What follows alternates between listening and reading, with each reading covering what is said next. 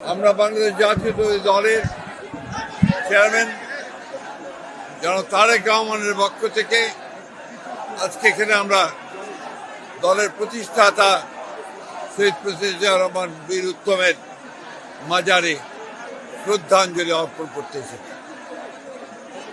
আজকে তারই পাশে শুয়ে আছেন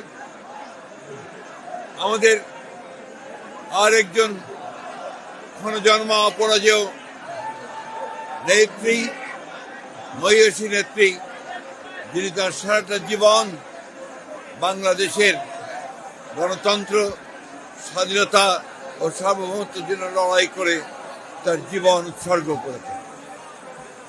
শহীদ প্রেসিডেন্ট জিয়াউর রহমান বাংলাদেশের রাজনীতিতে একটি এমন নাম, যে নাম প্রতি মুহূর্তেই স্মরণ করতে হয়।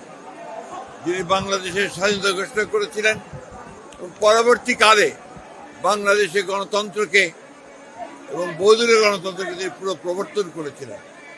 সংবাদপত্রের স্বাধীনতা নিশ্চিত করেছিলেন, বিচার বিভাগের স্বাধীনতা নিশ্চিত করেছিলেন এবং অর্থনীতিতে একটা বটমলেস বাস্কেটে অভিত হওয়া বাংলাদেশকে সমৃদ্ধির অর্থনীতিতে পরিণত করেছিলেন।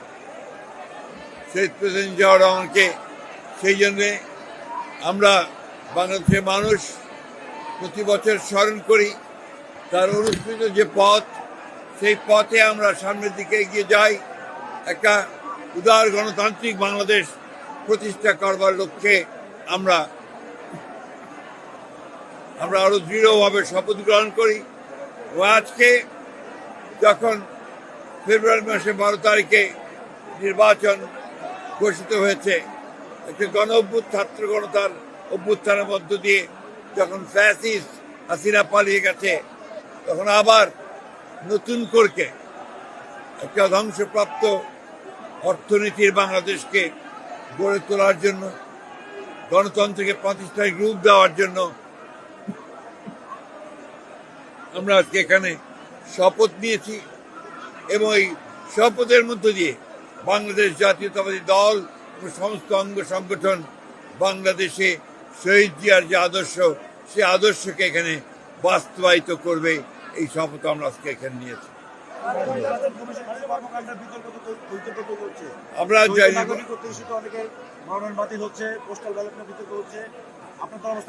এটা বরাবরই আপনার নির্বাচন কমিশনের যখন বাছাই হয় তখন কিছু সমস্যা থাকে, এটা নতুন কোনো ব্যাপার না।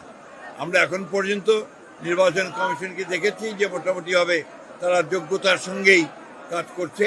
আমাদের যে সমস্যাগুলো একটা আমরা মনে করেছি, সেগুলো আমরা গতকাল তার সামনে তুলে ধরেছি এবং আমরা বিশ্বাস করি যে নির্বাচন কমিশন যোগ্যতার সঙ্গেই এই নির্বাচন পরিচালনা করতে সক্ষম হবে।